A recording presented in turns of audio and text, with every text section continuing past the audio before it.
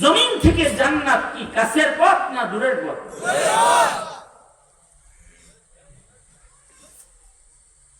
পথের মধ্যে ডাকাত আছে, দুশমন আছে, আমাদের রাস্তাঘাটে দুশমন নাই। জান্নাতের পথেও দুশমন আছে। জমিন থেকে জান্নাত পর্যন্ত যেছে দুশমন আছে, দুশমন। দুশমনের খপ্পরে যদি কেউ পড়ে যায় তাহলে তার জান্নাতে যাওয়া বাদ, জান্নাতে সে পৌঁছতে পারবে না। এজন্য দুশমন থেকে নিরাপদে চলতে হবে।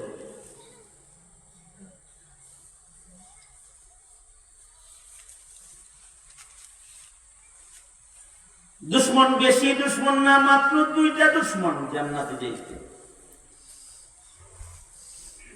একটা দুশমন হলো নফস দুশমন, কারণ নফস যেটা এটা ইবাদত করতে চায় না। ইন্নান নাফসা লাআম্মারাতুম বিসসূ,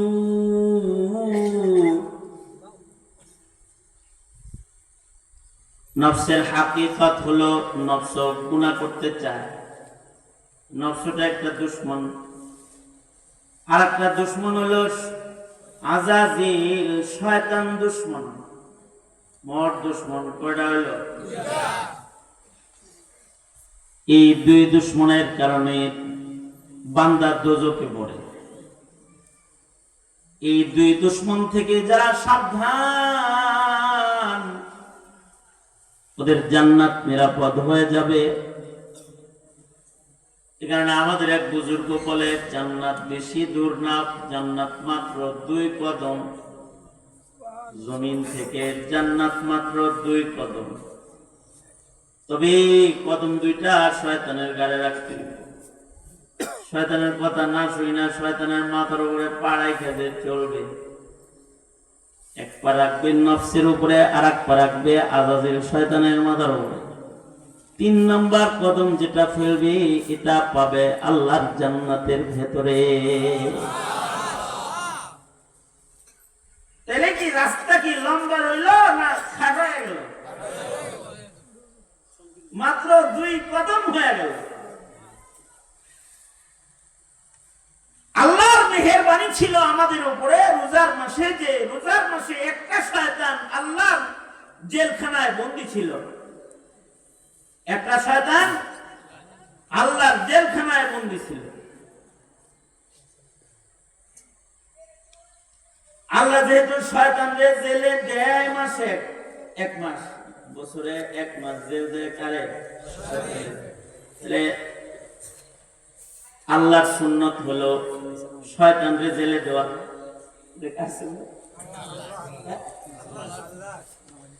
আল্লাহর সুন্নত হলো শয়তানদের জেলে দেওয়া। শয়তানের দোস্ত যারা, তাদের নিয়ম হলো জান্নাতীদেরকে জেলে দেওয়া। আল্লাহর দলে যারা হেগরে জেলে দেওয়া কার কাজ? শয়তানের দোস্ত শয়তান যারা আছে তাদের কাজ। আমরা দেখলাম হাসিনা জেলে শয়তানদের দিল না, সব আল্লাহওয়ালাদেরকে আলেমদেরকে দিল। বোঝা যায় হাসিনার লগে কার লগে ভাও। জোরে আওয়াজ করে বলেন, কার লগে ভাও বোঝা যায়। আমি বলছি না, আপনারা বলছেন?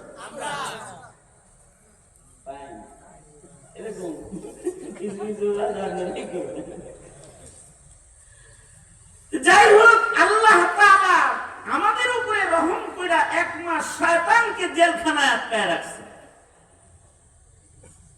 কিন্তু ঈদের চাঁদ উঠার মাধ্যমে শয়তান আবার মুক্তি পাইছে।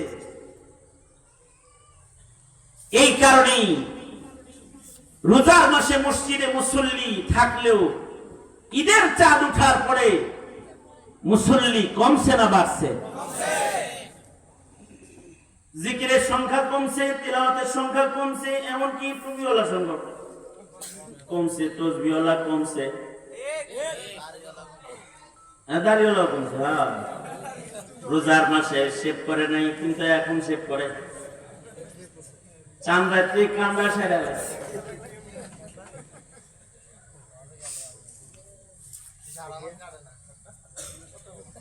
তুমি কথা কইতে পারবে না, আওয়াজ হয়ে যাবে। রোজার মাসে ইবাদত বেশি করছে, এখন আবার ইবাদত কমাইছে, কারণ হলো দুশমন ধোঁকা দিতেছে। এ কারণে মসজিদে মুসল্লির সংখ্যা কমে গেছে, কারণ শয়তান পিছনে আবার লাগে গেছে। শয়তান পিছে লাগলে তো শয়তান কিছু কিছু মানুষের উপরে বিজয় হবে। শয়তান যাদের উপরে বিজয় হয়ে যায় তারা পিছে পড়ে যায়। এই শয়তানকে বিজয় হইতে দিলে জান্নাতে যাওয়া বাধাগ্রস্ত হয়ে যাবে। এমনি শয়তান কিন্তু সবার দুশমন, প্রকাশ্য দুশমন। ইন্না শাইতানা লাকুম আদুউম মুবিন। শয়তান থেকে কিন্তু সাবধান। কতক্ষণ সাবধান থাকবে? জন্ম থেকে মৃত্যু পর্যন্ত পুরা সময়। এক সেকেন্ডের জন্য শয়তান থেকে অসাবধানতা অবলম্বন করার কোনো সুযোগ নাই, কারণ শয়তান মানুষকে জন্মের দিন থেকেই ধোঁকা দেওয়া শুরু করে। দুশমনিটা জন্ম থেকেই শুরু হয় মওত পর্যন্ত। হাদিসে আছে শয়তান 3 সময় পেরেশান হয়। কয় সময়? শয়তান 3 সময় খুব বেশি পেরেশান হয়ে যায়। তার একটা সময় হলো যখন কোনো মানুষের জন্ম হয়, শয়তান তখন পেরেশান হয়ে যায়, কারণ মানুষকে শয়তান দুশমন মনে করে।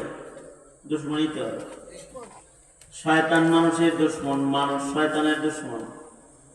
শয়তান মনে করে একটা মানুষ জন্মাইলো, তার মানে আমার একটা দুশমন নতুন করে যোগ হইল।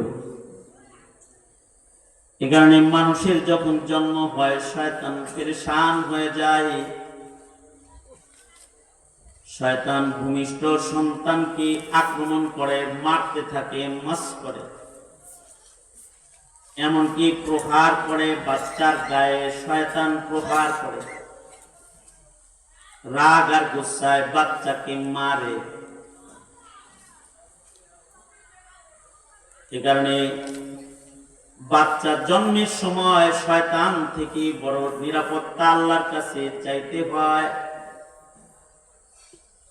শয়তান যদি কোনো বাচ্চাকে মস করে তো বাচ্চা অনেক সময় বিকলাঙ্গ হয়ে যায়, অসুস্থ হয়ে যায়, পাগল হয়ে যায়। শয়তান মস করে তো শয়তান মস করলে পরে বাচ্চার উপরে শয়তানের আসার পরে তাসির করে যায়। এ কারণে শরীয়তে ইসলামের শয়তান তাড়ানোর যন্ত্র হলো আল্লাহর নামের তাসবিহ। শরীয়তে আপনি কাগজে কি হিসাব করেন? আওয়াজ পাইতো, পাতা উল্টে দিয়েছেন, বোধহয় আওয়াজ আসতেছে, ডিস্টার্ব করেন। ভালো স্মরণ শক্তি ভালো মাইক।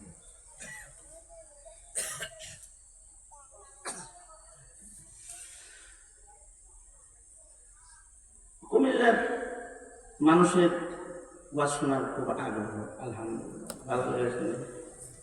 এই জন্য সবাই আরো আগ্রহ করতে পারলে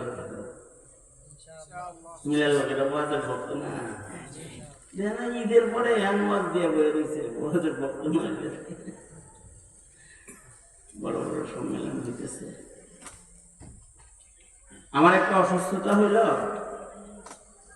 আমি অমনোযোগী মানুষ যদি দেখি না যে ডাইনে বামে সামনে অমনোযোগী, তাহলে তাকে আগে মনোযোগী করি। কি লেগে? আমি যা বলতেছি এটা যেন তার কানেও কিছু কিছু যায়, কিছু গেলেই সুবিধা। দিনই কথা কানে গেলেই সুবিধা, কান পবিত্র হইতে থাকবে। ভালো আওয়াজ না দিনী কথা তো ভালো আওয়াজ যত কানে যাবে তত রুহানি শক্তি বাড়বে আর কান পবিত্র হবে। এই কারণেই কিন্তু মানব জন্মের পরেই ভালো আওয়াজ কানে দেওয়া হয়। আওয়াজ বুঝুক আর না বুঝুক দেয় বাচ্চার কানে খাইসা আজান আর আমার শয়তান দূরে চলে যাক আর ভেতর সাফ পাক হয়ে যাক, কান পবিত্র হয়ে যাক, ভালো শব্দের দ্বারা তার দুনিয়ার কানের ব্যবহারটা আরম্ভ হয়ে যায়। ভালো আওয়াজ আগে শোনা, আল্লাহর নাম নিলে শয়তান দূরে চলে যায়। এ কারণে বাচ্চার কানে আজান দেওয়া হয় জন্মের সাথে সাথে। ডান কানে আজান, বাম কানে ইকামত। এটা যত দেরি করে শয়তান তত সুযোগ নেয়, শয়তান তত বেশি সুযোগ দিবে। জন্মের সাথে সাথে বাচ্চাটাকে তার ডান কানে আজান, বাম কানে ইকামত দিয়ে দিবে।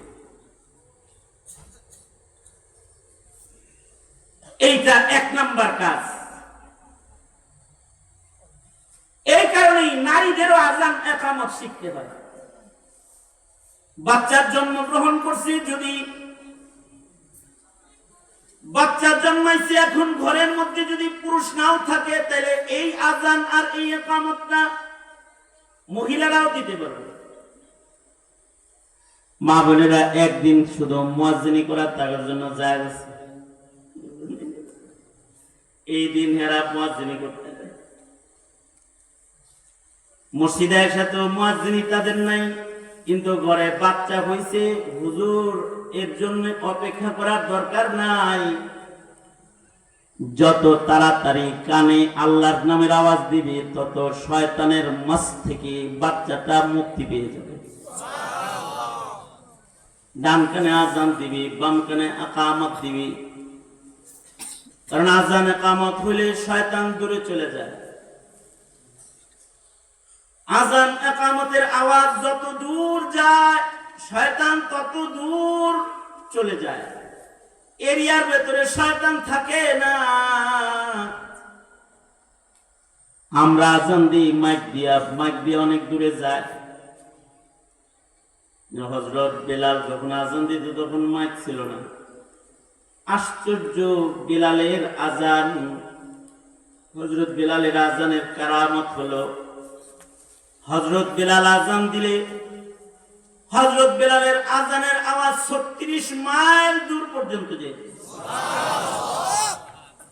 আর এই 36 মাইলের সীমানার মধ্যে শয়তান থাকতো না, শয়তান দূরে চলে যেত। আজান হলে শয়তান আজানের এরিয়ার ভেতরে থাকে না, দূরে চলে যায়। তবে আজান শেষ হইলি শয়তান মশাই আবার আসে, আইসা আবার ধোঁকা দেওয়া শুরু করে দেয়।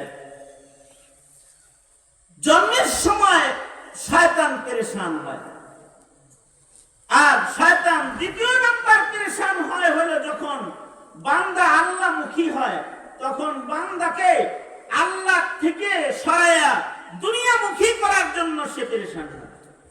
বান্দা যখন ইবাদতে দাঁড়ায় শয়তানের মাথা তখন খারাপ হয়ে যায়। বান্দা যখন নামাজে দাঁড়ায় শয়তান তখন পেরেশান হয়ে যায়, নামাজ নষ্ট করার জন্য চেষ্টা করে। বান্দা যেন নামাজ পড়তে না পারে, এ কারণে শয়তান ঘুমন্ত মানুষের মাথার কাছে বসে বসে মন্তর পড়ে। হাদিসে আছে মন্তর করে ফু দিতে থাকে আর মাথার মধ্যে জাদুর গীত মারতে থাকে। হাদিসে আছে 3টা গীত মারে শয়তান। গীত মেরা সে মন্ত্র পড়ে দোয়া করতে থাকে, তোর ঘুম লম্বা হোক, শুনিস না কিন্তু আজানের আওয়াজ শুনে আবার উঠতে যাইস না, ঘুমটা লম্বা হোক, এমন মাথার কাছে বসে বসে শয়তান বলতে থাকে। এমন কি এক হাদিসে আছে শয়তান কানের ভেতরে পেশাব করে দেয়। মানুষের কানে শয়তান পেশাব করে কেন? যেন সে আজান শুনতে না পায়। তবে আল্লাহর রাসূল আমলগুলো করলে শয়তানের পেশাবের আসরও দূর হয়ে যায়, যে আমলগুলা করলে শয়তানের দেয়া গিট যেগুলো মারে ওগুলোও খুলে যায়, থাকে না। ঘুম থেকে জায়গা যদি কেউ আল্লাহর নাম লয় আর দোয়া করে ফেলায়, ঘুম থেকে জাগ্রত হওয়ার দোয়া যদি কেউ উচ্চারণ করে, তাহলে শয়তানের 3 গিট্টুর 1 গিট্টু খুলে যায়। আলহামদুলিল্লাহিল্লাযী আহইয়ানা বা'দামা আমাতানা ওয়া ইলাইহিন নুশুর। ঘুম থেকে জায়গা আল্লাহর নাম লইছে আলহামদুলিল্লাহ। ওগো আল্লাহ, এই ঘুম শেষ ঘুম আপনি বানান নাই, আমি তো ঘুমায়া মইরাই গেছিলাম, আপনি দয়া করে আবার আমারে জাগাইছেন। আলহামদুলিল্লাহিল্লাযী আহইয়ানা বা'দামা আমাতানা। ঘুমটা এক প্রকারের মত, এটার থেকে আমারে আপনি জাগাইছেন, আপনার শুকর। ওয়া ইলাইহিন নুশুর, কবরে যেদিন ঘুমাবো ওই ঘুমো শেষ ঘুম না, এরপরে আপনি আবার আমারে জাগাইবেন, আপনার কাছেই তো জায়গা আবার দাঁড়াইতে। এই দোয়া যখন বান্দা পড়ে, দোয়া পড়ার সাথে সাথে বান্দার শয়তানের 1 গিট খুলে যায়। এ কারণে মাদ্রাসার ভেতরে ছোট ছোট বাচ্চারা যখন ঘুম থেকে জাগে, ওস্তাদেরা ছোট ছোট বাচ্চাদেরকে দোয়া পড়াইতে থাকে, ঘুরতে থাকে আর দোয়া পড়াইতে থাকে। দোয়া পড়ো, দোয়া পড়ো। আলহামদুলিল্লাহিল্লাযী আহইয়ানা বা'দামা আমাতানা ওয়া ইলাইহিন নুশুর। আমরা আমাদের ঘরের বাচ্চাদেরকে ট্রেনিং দিই, ট্রেনিং দিয়ে যখন পড়ার অভ্যাস হয়ে যায় আর বলা লাগে না, এক সময় বাচ্চা নিজেই বলে, ডেলি বলে এটাও লাগে, আমি পড়ছি না। অভ্যাস হয়ে গেছে যে এখন ঘুম থেকে উঠে একাই দোয়া পড়ে।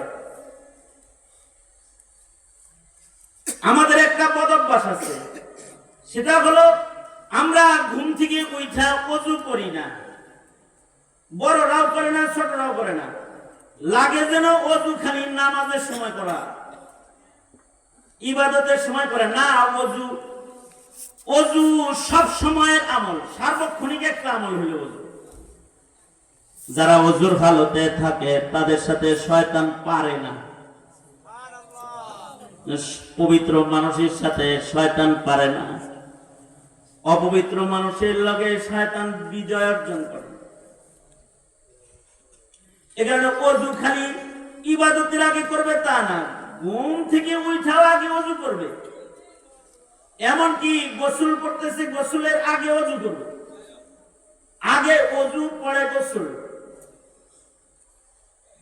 ঘুম থেকে জাগ্রত হয়েছে তো আগে ওযু করবে। আমাদের আদত হলো আমরা মিসওয়াক কইরা ব্রাশ কইরা বের হয়ে যাই, মুখ সাফ হইছে কিন্তু শয়তানের কিডটা খুলে নাই। মুখ কিন্তু সাফ হইছে, শয়তান যে জাদুর কিডটা মারছে এটা খুলে নাই। কিন্তু কেউ যদি ওযু করে, ঘুম থেকে ওঠার পরে ওযু করার সাথে সাথে আরেকটা গিট্টু খুলে যায়, এবার ইবাদতের জন্য আরেকটু শক্তি বেড়ে যায়। আর যদি এই ওযু দিয়া 2 রাকাত নামাজ পড়ে হলা, তাহিয়াতুল ওযু অথবা কোন ইবাদত যদি ওযু করে কইরা ফেলায়, আরেকটা গিট্টু খুলে যায়। এবার বান্দাটা নিরাপদ হয়ে যায়। আর যদি আমলগুলা না করে তো শয়তানের জাদুর ভেতরে আটকা যায়, তখন তার ইবাদতের ভেতরে অলসতা বাড়তে থাকে, শয়তানের ধোঁকার আসর তার পড়তে থাকে।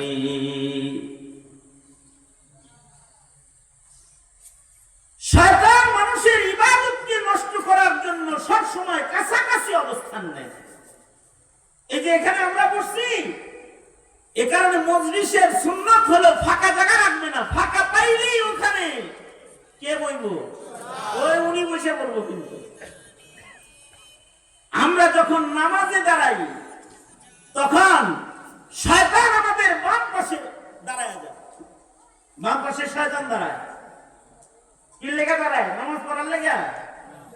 এই কথা বল না, নামাজ পড়তে দাঁড়ায় শয়তানে? শয়তান সেজদা দিতে দাঁড়ায় না? না, সে তো সবচেয়ে অপছন্দ করে সেজদা। এই সেজদা না দিয়েই তার উপরে লানতের তখ্ত। এ কারণে সেজদার সাথে তার সবচেয়ে বেশি দুশ্মনী, সেজদার সাথে। নামাজের লোকে তার সবচেয়ে বড় আদাওয়াতি। আশ্চর্য বিষয় হলো, সে যার কাছেই গেছে যে আল্লাহ আমারে ক্ষমা করবো কেমনে, সবাই বুদ্ধি দিছে সেজদা তো। যেমন মুসা আলাইহিস সালামের কাছে যায় বলে আল্লাহ আমাকে মাফ করবে না, যাও আদমের কবরে একটা সেজদা দাও, আল্লাহ বলছে মাফ করে দেব। জীবিতরা দেই নাই আর মরাটা দিব না। শয়তান জুনায়েদ বাগদাদির কাছে গেছে। জুনায়েদ বাগদাদি কি যায় বলে, এই জুনায়েদ, আমারে কি আল্লাহ মাফ করবো না নাকি? জুনায়েদ বাগদাদি বলে কামটা করে ফেলাইলেই তো হয়।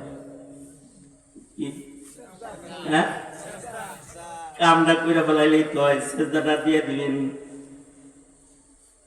শয়তান বলে কি জুনায়েদ, আমি তোমার মনে করছিলাম তুমি আলেম মানুষ, তোমার জ্ঞান বুদ্ধি এলেম কালাম কিছু আছে, এখন দেখি তোমারও কোনো জ্ঞান বুদ্ধি নেই। কি করতেছে এই কথাটা? কারে বলতেছে? জুনায়েদ বাগদাদিরে বলতেছে, আমি জানতাম তুমি একটা আলেম মানুষ, বড় মুহাদ্দিস, মুফতি সাহেব, বুজুর্গ মানুষ, এখন দেখি তুমি আস্তে একটা জাহেল, তুমি একটা মূর্খ। কেন মানে মূর্খ পাও? তুমি গায়রুল্লাহরে সেজদা দেওয়া যে শিরক, এটাই তুমি জানো না। সেজদা একমাত্র কার জন্য? জোরে আওয়াজ করে বলেন, সেজদা কার জন্য? আল্লাহ ছাড়া আর কাউরে সেজদা দেওয়া যাবে? জোরে আওয়াজ করে বলেন, যাবে? আল্লাহ ছাড়া কেউ যদি কবরে সেজদা দেয়, ঈমান থাকবে না যাইব? মানুষের পায়ে যদি সেজদা দেয়, ঈমান থাকবো না যাইব? গাছের মাছের যদি সেজদা দেয়, ঈমান থাকবো না যাইব? কারণ সেজদা কার? সেজদা আল্লাহর জন্য, গায়রুল্লাহকে সেজদা করা শিরক। জুনায়েদ বাগদাদি কি বলে, হায় হায় জুনায়েদ, গায়রুল্লাহকে সেজদা করা শিরক, এটা তুমি জানো না? এত বড় জাহেল তুমি? না, আমি জাহেল না। গায়রুল্লাহকে সেজদা করা যাবে না, কিন্তু তোমার উপরে তো আল্লাহর হুকুমই হলো আদমকে সেজদা করা। এখনো তো ওই হুকুমটাই তুমি মানলা না।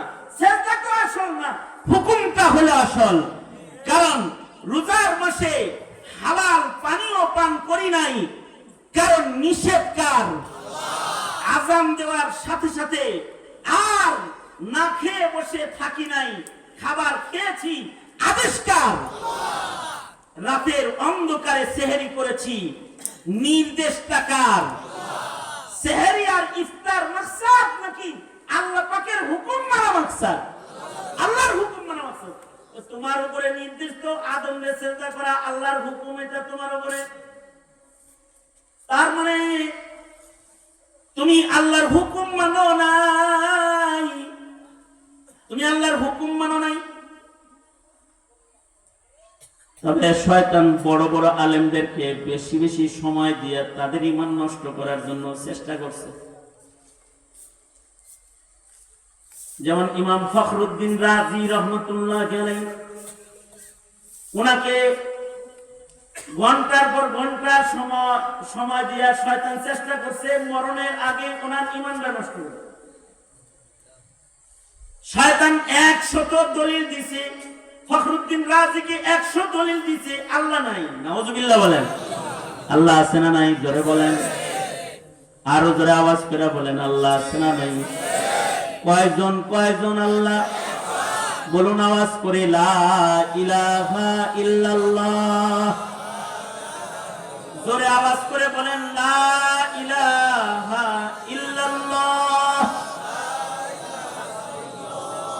আছে না নাই? কিন্তু শয়তান বলে আল্লাহ নাই। ফখরুদ্দিন রাজির কাছে 100 দলিল দিছে, আর ইমাম ফখরুদ্দিন রাজি 100 দলিলকে কাটছে। সাকারাতুল মউত চলছে, ঠিক এমন সময় ওনার শায়েখ, ওনার উস্তাদ ওনার ঘরের ভেতরে ঢুকে বলে, শয়তানের লগে গল্প করে সময় নষ্ট করতেছো কেন? ওরে বলে দাও সবকিছুর দলিল লাগে না, বিনা দলিলে আল্লাহ এক। এই বিশ্বাসের নামই ঈমান বলা থাকে। ফখরুদ্দিন রাজি বলে বিনা দলিলে আল্লাহ আছে, আল্লাহ এক। বাস লা ইলাহা ইল্লাল্লাহ উচ্চারণ করছে, আর ফখরুদ্দিন রাজি জান্নাতে চলে গেছে, মৃত্যু হয়ে গেছে। শয়তান 3 সময় ধোঁকা দেওয়ার জন্য পেরেশান হয়ে যায়। একটা হলো জন্মের সময়, আর একটা হলো মানুষ যখন ইবাদত করে ইবাদতের সময়, আর একটা হলো মরণের সময়। আপনি আমি যখন ইবাদত করি তখন শয়তান ইবাদত নষ্ট করার জন্য দেখবেন নামাজে দাঁড়াইছেন, নামাজ পড়তেছেন, দেখবেন নামাজে দাঁড়াইলে যত বুইলা যাওয়া কথা আছে সব স্মরণ হয়, তাই না? যা যা বুইলা গেছিলেন সব মনে হয়। এই যে মনে যে হয় এগুলো কানের কাছে কে কয় জানেন? শয়তান সব স্মরণ করায় দিতে থাকে। আবার আজান হইছে যে এটা আবার ভুলায় দেয়। আধা ঘন্টা আগে আজান হইছে, একটা আজান হইছে, দেড়টায় জামাত, শয়তান ভুলায় দিছে আজান হইছে। অনেকক্ষণ পরে হায় হায় হায় আজান হইছে রে, আরে ভুলে গেছিলাম রে। এই অনেকক্ষণ পরে কইছে, এই যে ভুলাইলো, কে ভুলাইলো? ওমা আনসানিহু ইল্লা শাইতান। মানুষের শয়তানে ভুলায়, আবার শয়তানে আবার অনেক গল্প স্মরণ করা। নামাজের ভেতরে বিভিন্ন কাহিনী স্মরণ করায় দেয়। এজন্য কারোর যদি কিছু ভুলে যাওয়ার রোগ থাকে, তাহলে আমি বুদ্ধি দিচ্ছি আমার বিবির। আমার বিবির একটা সমস্যা হলো আলমারির চাবি খুঁজে পায় না। তুই যে চাবি রাখছে এটা ঘর ভরে খুঁজা আর খুঁজা পাইতে পারে না। এদিক দিয়ে জরুরি জিনিস বাইর করতে হবে, আলমারি খুলতে হবে, মানে তোষকের নিচে খুঁজে, বালিশের নিচে খুঁজে, আলমারির উপরে খুঁজে, যত জায়গা আছে পাকের ঘর ডিক্সি ডুক্সি সব খুঁজে। একদিন এরকম সব খুঁজতেছে, তা আমার বড় মেয়ে এসে আম্মু কোমরে না রাখলে দেখো না ওখানে আছে নাকি, পরে দেখে যে মাজাই আছে, কোমরে চাবি লয়ে পুরা ঘর খুঁজছে। মাঝে মধ্যে আমি তো পুরুষরা মাঝে মাঝে খেপে যায় না, আমি আমার তো আল্লাহ কাঠ দেওয়া নাই, আমিও মাঝে মাঝে শীতে শীতে যাই। হ্যাঁ তোমার কোনো কিছু দিলে তুমি রাখো কোন জায়গায়, এটা খুঁজে পাও না, এটা একটা কাজ হলো নাকি? সরম রাখবা দিছি একটা ধমক দিলে বলে চিকন বুদ্ধি তো বেশি হয়ে গেল। কয় যে আপনি আলেম মানুষ, আমি বলে যে আমার একটা আমল শিখাই দিলি তো সরল বুদ্ধিটা তো খারাপ দিচ্ছে না। ঠিক আছে বুদ্ধি যেহেতু চাইছে, আমি একদিন বুদ্ধি দিলাম, তুমি যদি কিছু ভুলে যাও তাহলে সাথে সাথে মতো করে নামাজে দাঁড়ায় যায়, এটা তোমার স্মরণ করার আমল। কয়েকদিনই আমল করার পরে একদিন আমার বলতেছে, আব্দুল্লাহ রাব্বা এটা তো আজব আমল, কেন কিনছে? কয় তকবীরে তাহরিমা ভাঙতে দেরি হয়, মনে হইতে আর দেরি হয় না। তখন মনে হয় যে নামাজ ছাইড়া দিয়ে যে আগে দেখি যে মনে হইছে হেরে আসেনি জিনিসটা। হ্যাঁ সেই তো কারিশমাটা এখানে। ভুলাইছে যেজন, স্মরণ করাইছে কে সেজন। আসল মাকসাদ হলো আপনার আমার ইবাদত নষ্ট করে দেওয়া। শয়তানের মূল যেমন এখানে বয়ে রয়েছেন, এখন শয়তান অনেক বুদ্ধি দিব, শয়তানের লোয়া শোনা লাগে নাকি, যা যা বাচ্চা বিড়ি খায়া একটু ঘুরে গেলে আস্তে করে উঠে লয়ে যাইব। আর যারা বাইরে আছে করে কইতেছে এই আবার শুনতে হয়, থাকে নেবে মাইক দিয়ে তো সত্যি শোনা যাইতেছে, হুজুর কি আর মিথ্যা কথা একটা কয়, যা বলতেছে হেরাও শুনে আমরাও শুনি বাইরে। কিন্তু বাইরে থাকার কারণে কি হইতেছে, গুনাহ হইতেছে না, রহমত দিয়ে গোসল হইতেছে না। যেমন এখানে বসে রয়েছি, আমরা রহমত পাইতেছি, যারা এটার বাইরে আছে তারা রহমত বঞ্চিত। আমরা এখানে বসছি তো হাদিসে আছে গাশিয়াতহুমুর রাহমাহ, আমাদের উপরে রহমতের বর্ষণ করতেছে কে? আল্লাহ জিকিরের মাহফিলে বসছি, রহমতের ভিতরে ঢুকছি। রহমতের ভিতরে না ঢুকলে রহমত পাওয়া যায় না। শয়তান এটাও দলিল দিচ্ছে। আমাদের পূর্বপুরুষ বড় আলেমে দ্বীন আনোয়ার শাহ কাশ্মীরি রহমতুল্লাহ আলাইহি, আনোয়ার শাহ কাশ্মীরি কত বড় আলেম ছিল! আনোয়ার শাহ কাশ্মীরি রহমতুল্লাহ আলাইহি, সুবহানাল্লাহ বললে রেডিও বলুন, ভালো ভালো কিছু খবর কই। আনোয়ার শাহ কাশ্মীরি রহমতুল্লাহ আলাইহি আল্লাহ এরকম একটা ব্রেন দিছিল, একবার পড়লে 40 বছর মনে থাকতো, বেশি না, মাত্র কত বছর? গোটা দেওবন্দের লাইব্রেরি ওনার মুখস্থ ছিল। উনি বলতেন দারুল উলুম দেওবন্দের কোন বই যদি উলুতে কাটে, ইঁদুরে কাটে, নষ্ট হয়ে যায়, আমাকে বলো, আমি এটা আবার পুনরায় যেমন ছিল তেমন লিখে দিব। আমি এটা ওনাকে বলা হতো মাত্তাবাতুন আযীমাতুন হাইয়াতুন নাতিকাতুন, জিন্দা চলতি ফিরতি লাইব্রেরি ছিলেন আনোয়ার শাহ কাশ্মীরি। আনোয়ার শাহ কাশ্মীরি রহমতুল্লাহ আলাইহি বুখারী শরীফের ব্যাখ্যা গ্রন্থে লিখেছেন শারহুল বুখারী ওয়া তিরমিজি, তিনি বুখারীরও শরহ লিখছেন, তিরমিজিরও শরহ লিখছেন। তো বুখারীর শরহ এর ভেতরে একটা ঘটনা লিখছেন। আব্দুল্লাহ তাসতারি রহমতুল্লাহ আলাইহি অনেক বড় এক বুজুর্গ ছিলেন। ওনার কাছে শয়তান এসে বলে যে আমি কি আল্লাহর রহমতের বাইরে? কি বলতেছে? আমি কি আল্লাহর রহমতের বাইরে নাকি? আল্লাহ না নিজে বলছে ওয়াসিআত রাহমাতি আলা কুল্লি শাই, আল্লাহর রহমত সব বস্তুর উপরে আল্লাহর রহমত আছে। আল্লাহ নিজে কইছে সব শাইয়ের উপরে আল্লাহর রহমত আছে। আমিও শাই, আমিও তো একটা বস্তুই, তো আমি কি আল্লাহর মাখলুকের বাইরে কিছু নাকি? আমার উপরে রহমত আছে না আল্লাহ? এটা কইতেছে, মাথা বড় না তো মাথা কি কইছে বুঝছেন তো? আব্দুল্লাহ তাসতারি উনি চিন্তা করতেছেন, ভালো একটা কোরআনের দলিল দিয়ে এমনি বলাইতে গেছে। দেখবেন যত মানে ফালতু গ্রুপ আছে না, সব কোরআনের আয়াত দিয়ে দলিল দেয়, মানে হের ফালতু কাম দারুন কোরআন দিয়ে বাইর করে। এটাও ইবলিস শয়তানের একটা কাম। কিছু আছে গানের দলিল দেয় কোরআন শরীফ থেকে, এই রকম দুষ্ট লোক পাবেন। নামাজ না পড়ার দলিল দেয় কোরআন শরীফ দিয়ে, কয় পাঁচ ওয়াক্ত পড়া লাগবে না, কোরআন এইভাবে নাই। নাউযুবিল্লাহ, জোরে আওয়াজ করে। এই শয়তান এরকম দলিল দিতেছে, আমার উপরেও তো রহমত আছে। আল্লাহর রহমত কি প্রশস্ত নয়? আল্লাহর রহমত তো প্রশস্ত। আব্দুল্লাহ তাসতারি আর কিছু কয়টা হয় না, উনি ঝুমবার লাগছে, কিছু বলে নাই উনি। কিন্তু আনোয়ার শাহ কাশ্মীরি বলে, আব্দুল্লাহ তাসতারি বুজুর্গ মানুষ, এ কারণে উনি কিছু বলে নাই। কিন্তু আমি যদি ওখানে থাকতাম, আনোয়ার শাহ কাশ্মীরি বলে, আমি থাকলে আমি বলতাম মগা আল্লাহর রহমত তো প্রশস্ত ঠিক আছে, কিন্তু তোর আল্লাহর রহমতের ভিতরে ঢোকা লাগবো তো। রোজার মাসে রহমত বর্ষণ হয়, কিন্তু তোর রোজা আগে রাখতে হইব তো, তাইলে না রহমত পাবি।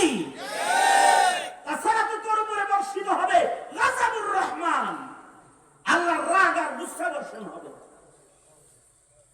মসজিদের ভিতরে রহমত আছে, কিন্তু তোমার মসজিদে ঢোকা লাগবে তো। মাহফিলের ভিতরে গাশিয়াতহুমুর রাহমাহ, রহমত পড়তেছে, ঝরতেছে, কিন্তু তুমি ঢুকতেছ না, পাইবা কেন? রহমত নিতে হইলে রহমত নিতে যাইতে হয়।